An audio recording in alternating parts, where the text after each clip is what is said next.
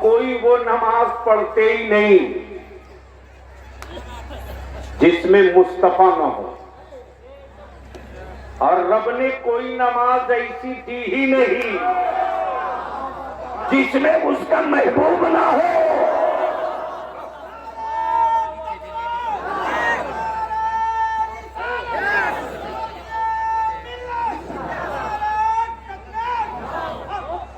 अब बलियाबी को अर्ज करने दो। आदमी की फितरत, इंसान की फितरत।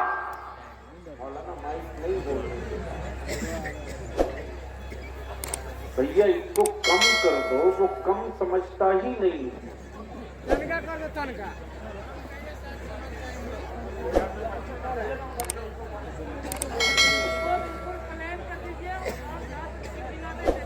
नहीं, हिंदी में सब ठेठिया। हेलो हेलो, ठीक, बस बस बस।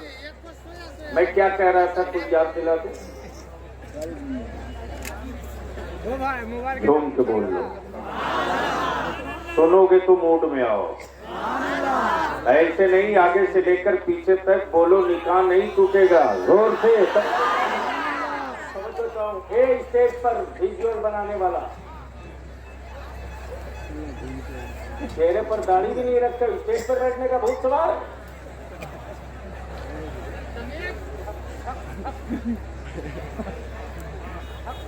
ये मेंबर है, स्कूल है या कोई तमाशा है? उसारी वाली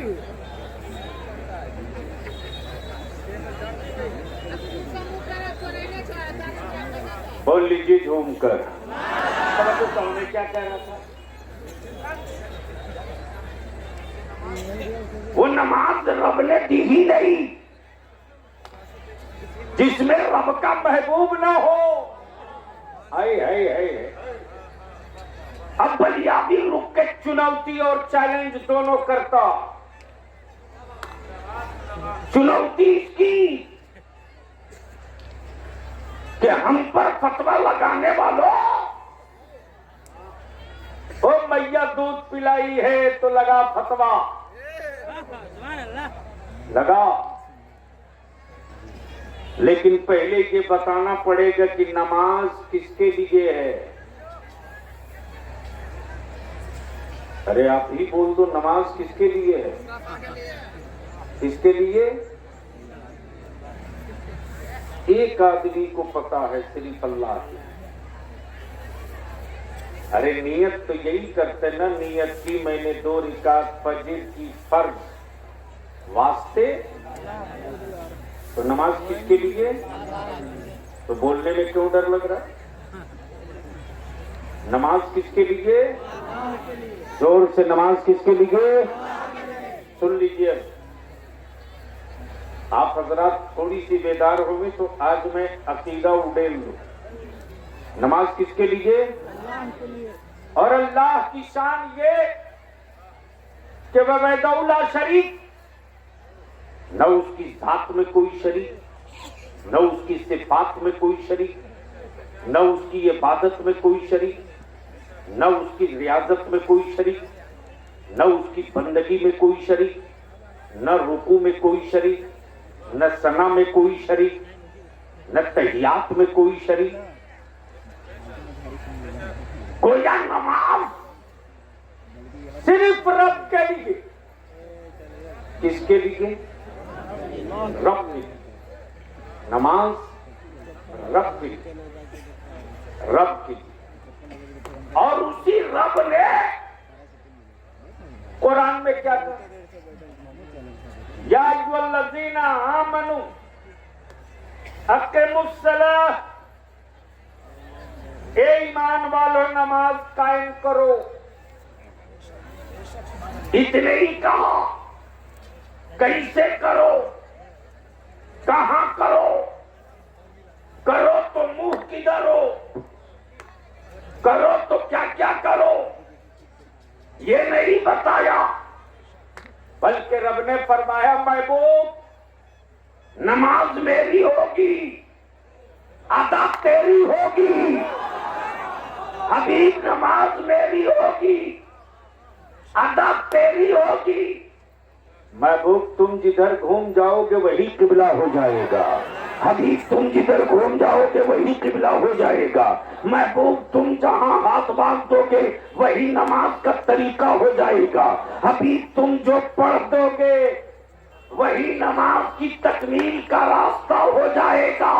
अब बलियाबी को अर्ज करने दो। नमाज रब के लिए, रुको रब के लिए, सजदा रब के लिए, कयाम रब के लिए, सना रब के लिए, सुबहान रब्बियल अज़ीम रब के लिए, तशहुद रब के लिए, सुबहान रब्बियल आला रब के लिए, सना रब के लिए, तशहुद रब के लिए, कयाम रब के लिए, सना रब के लिए। ए अल्लाह तू वहदहुल्ला शरीक, तेरी इबादत में किसी को शरीक नहीं किया जाएगा। तो मौला तूने अपनी नमाज में अपने महबूब पर दरूद पढ़वाकर हबीब को शरीक क्यों कर दिया? अब बलियाबी कहता है कोई जो एक नमाज बता दे जो बगैर महबूब के दरूद के हो जाए। अमा फरज तो फरज, वाजिब तो वाजिब, सुन्नत तो सुन्नत, मुअक्कदा तो मुअक्कदा, गैरे मुअक्कदा तो गैरे मुअक्कदा। हद तो ये है कि जनाजा हो पाक का, दरूद हो रसूल पाक के।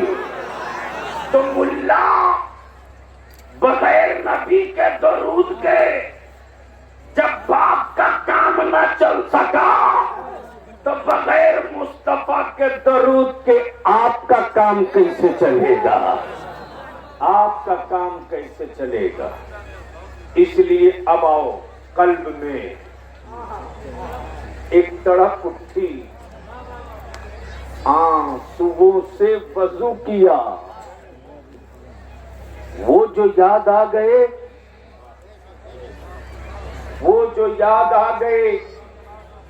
अपनी नमाज हो गई, अपनी नमाज हो गई। आशिकी बहुत आसान नहीं, और बलियाबी पूरी हिस्ट्री और तारीख पढ़ने के बाद यही कहता है, इंडिया का पागल हो या अमेरिका का लुटेरा हो या ऑस्ट्रेलिया का जनखा हो या बांग्लादेश का आवारा हो, कहीं का कुतवा हो या कुतिया हो, हमें इससे कोई फर्क नहीं पड़ता। मैंने मान लिया, मेरा छप्पर है तोड़ दोगे, मेरी कोठी है तोड़ दोगे, मेरी ईंटों पर बुलडोजर चला दोगे, लेकिन इतनी बात याद रखना, इस्लाम और इस्लाम के मानने वाले, इस्लाम और इस्लाम के मानने वाले आर्मी के लोग नहीं है, बीएसएफ वाले नहीं है, बीएसएफ वाले नहीं है, आर्मी के लोग नहीं है, बिहार रेजिमेंट के लोग नहीं है, पंजाब रेजिमेंट के लोग नहीं है, बल्कि इस्लाम के मानने वाले, इस्लाम आर्मी का मजहब नहीं, आशिकी का मजहब है।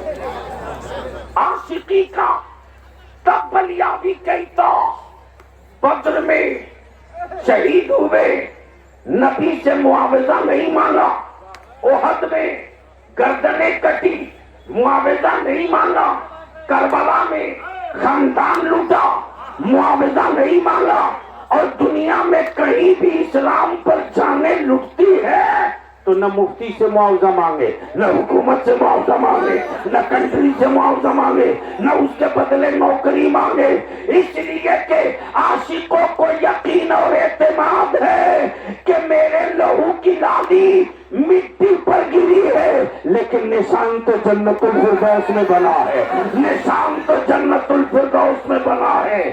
और जब खंजर के करीब गला पहुंचता, कयामत के दिन जब एक जत्था चादर ताने सोए होगा, कयामत में लोग कहेंगे, मौला ये कौन लोग हैं ये कौन लोग हैं जिनको कयामत की धूप का एहसास नहीं, जहां जमीन आग उगल रही, इस तपिश का कोई एहसास नहीं। ये कौन लोग हैं? रब की रहमत कहेगी ये वही बंदे हैं जिन्होंने अपनी जानों की कुर्बानी मेरे महबूब की रजा के लिए दी है। अब तवज्जो चाहो। अब वो जमात उठाई जाएगी, जमात उठाई जाएगी। जन्नत ले लो, ले लो, ले लो, जन्नत ले लो। जन्नत जाकर बंदा लौट आएगा। मौला तेरी जन्नत में मजा नहीं है, मजा नहीं। मौला तेरी जन्नत में मजा नहीं। रब फरमाएगा मेरे बंदो मेरी जन्नत में कमी किस चीज की? कमी किस चीज की है? हूर जन्नत में, गिलमान जन्नत में, दूध की नहर जन्नत में, फल फ्रूट के बागात जन्नत में, हीरे सोने चांदी के जवाहरात के महल्लात जन्नत में, जो तुम चाह लो वो सब जन्नत में। फिर भी तेरा जी क्यों नहीं लगता? अल्लाह का बंदा नबी का आशिक कहेगा मौला मौला मुझे फिर पैदा कर दे, मुझे फिर पैदा फरमा और अपने दुश्मनों को भी पैदा फरमा। ए अल्लाह, ए अल्लाह, तेरी रजा के लिए जो कटते वक्त मुझे मजा मिला था वो तेरी जन्नत में मुझे मजा नहीं मिलता। मौला मुझे वो जिंदगी फिर अता कर दे, वो काटते रहे मैं कटते रहूं, वो दस्तों बाजू उतारते रहे मैं तड़पते रहूं, वो मेरी गर्दनों पर खंजर मारते रहे मैं तेरी रजा के लिए कटता रहूं।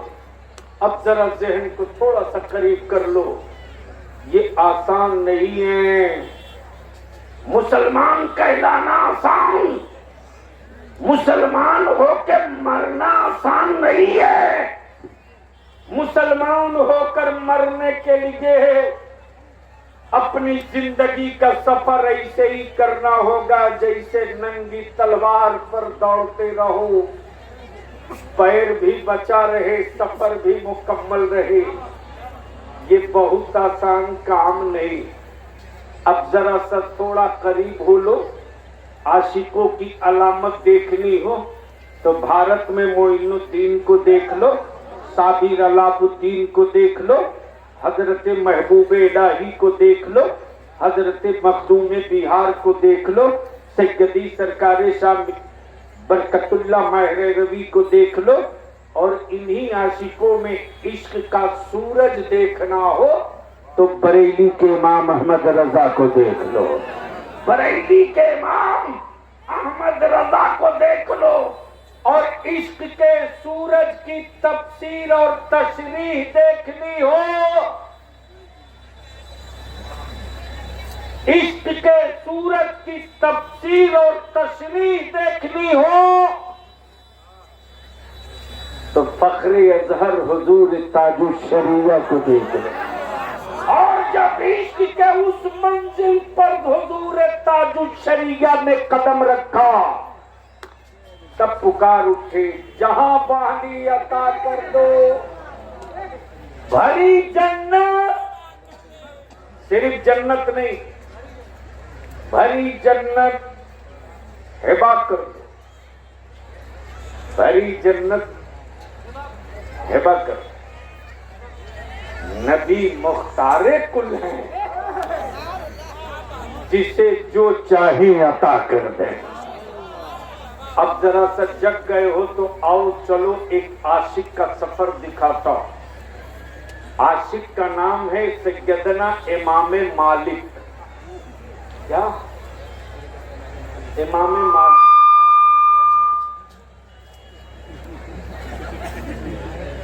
नींद में नहीं, हम भी चिट्ठी लिखेंगे भारत के प्रधानमंत्री को कि भाइयों बहनों बोलने में आपको तकलीफ होती है। एक माइक इतना